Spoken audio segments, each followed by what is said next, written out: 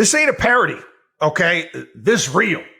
They're trying to start another COVID panic again. If you go to the front page of the New York Times today, that's the leading stories out there. It's not over yet.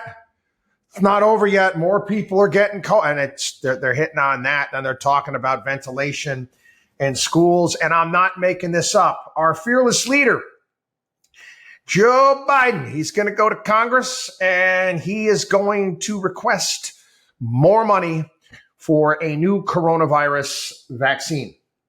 What was it? Charlton Heston. Remember, he was in charge of the National Rifle Association. You know, take my gun away, pulling it away from my cold, dead hands. You're going to have to tie me down and actually force me to take a vaccine. I refuse. I refuse, and I've already gone over this here on the program. I'm not making this up.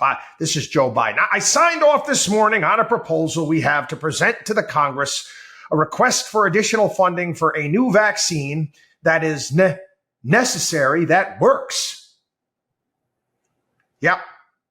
And tentatively, it is recommended that it will likely be recommended that everybody get it, no matter whether they've gotten it before or not.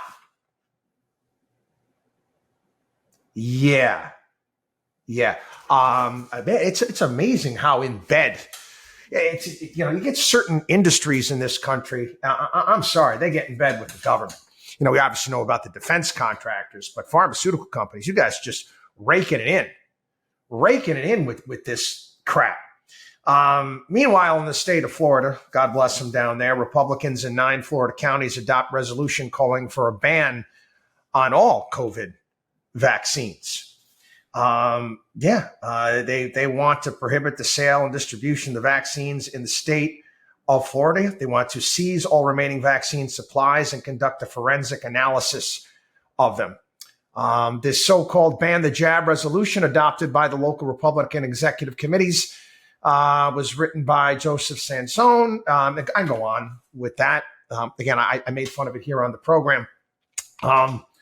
It's amazing to me. I have to be on blood thinners now because of, and I'm fully convinced it has to do with my reaction to the vaccine. And I'm not the only one. We've got our groups out there. We talk when other similar things have happened to us. Perfectly healthy people, no history of this stuff, no reason why I should be having blood clots in my lungs. But it's easier for one to go to a CVS and get themselves injected with some vaccine than it is to actually get the medicine to actually help with the side effects. I mean, I had to deal with the issue with my Eliquis prescription because my doctor sent it the wrong pharmacy and I was out of pills. It's fascinating, not to mention the fact that it's, again, we've talked about this before. You walk into a CVS or Walgreens, whatever it may be, they're advertising it there. They're advertising because it's a profit center for them. They're telling you it's free. It's not free. Okay. Government's paying, taxpayers paying, and it's like a side of fries. Or would you like to supersize that? No, not supersize. Would you like a vaccine with that? Anyway, Dr. Jay Bhattacharya, Biden administration's push for everyone to get new COVID vaccine is irresponsible. You don't say. Of course, it's irresponsible. It's patently absurd, but there's more to it than that. And I'm going to get into the stupid, the perverse economics and the disgusting politics behind what is obviously taking place right now and what is being pushed. We've already got, various different colleges around the country that are forcing masks at this point in time. And any of my kids, the schools that they go to, they force them masks. I'm yanking them out. You're going to a different school. At some point in time, you have to push back with all of this ridiculous nonsense. But let me tie in some stories here, okay? More Americans are having a hard time paying their big credit card bills. Yeah. Number of Americans rolling credit card debt from month to month is now higher than the number of people paying their bills in full for the first time ever. Americans have over $1 trillion in credit card debt. Credit card balances increased by $45 billion between April in June, not to mention the average credit card interest rate is over 20% at this point in time. The average balance is $2,500. That's a 6.5% increase. And again, spending is starting to wane when it comes to credit cards because people can't afford. They're maxed out. What does that mean? Well, guys, we're going to do what politicians do. And I'm here to tell you, it's not just Democrats, it's Republicans do. Let's go to some stimulus checks in the past, shall we?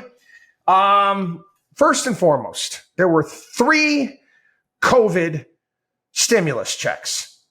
Yep, 3 waves of stimulus checks since the start of COVID-19.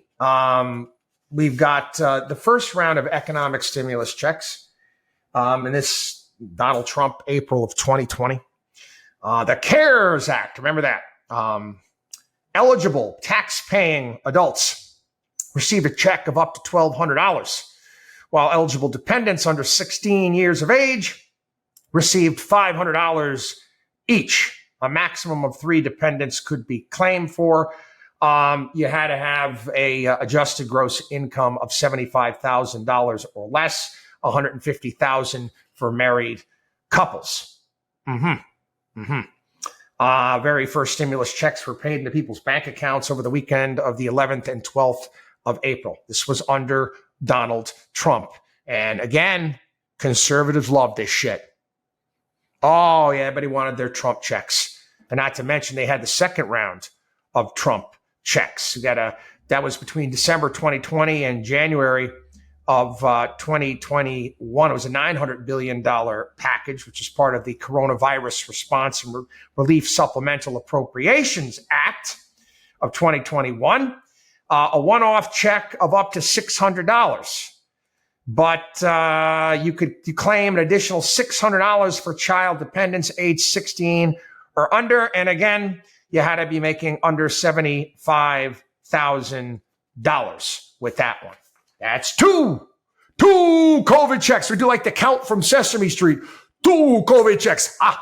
Okay. Now we got the third round. Hey, Joe Biden wants to get on in this game as well. 1.9 trillion American rescue plan. Yes, eligible taxpayers got a check of up to $1,400. Couples filing jointly, $2,800.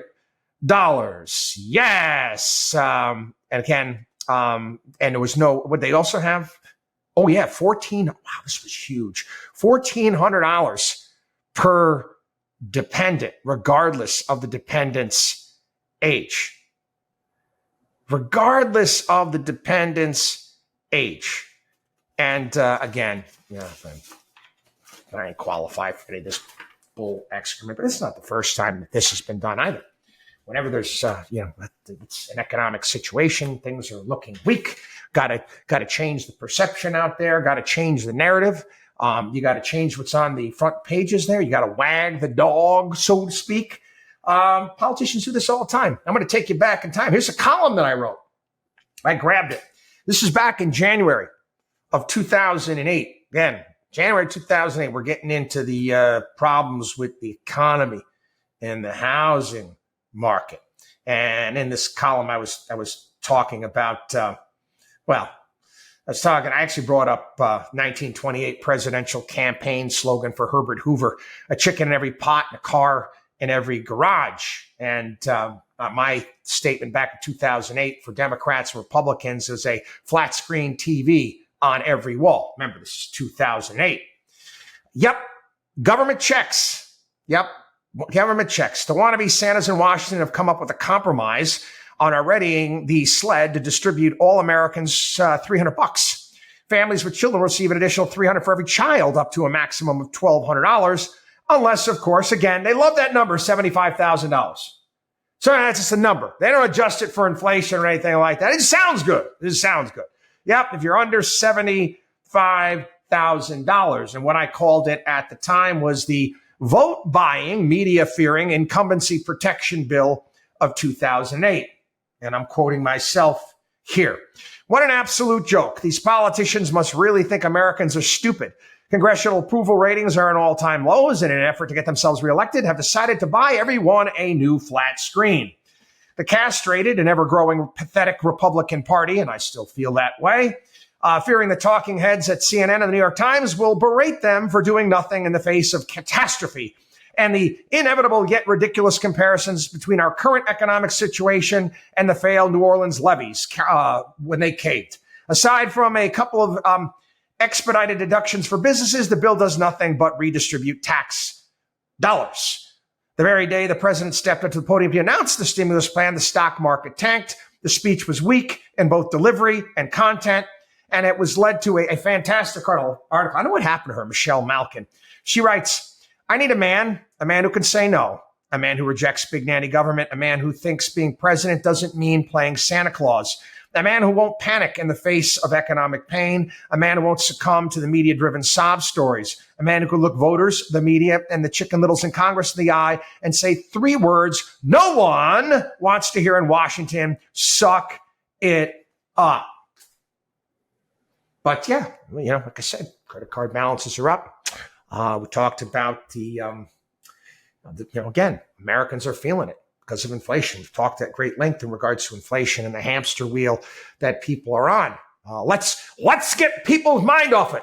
Let's get them worried about COVID again. And because of COVID, the government's going to have to do extraordinary measures, and they're going to have to send out more stupid checks. WatchDog on WallStreet.com.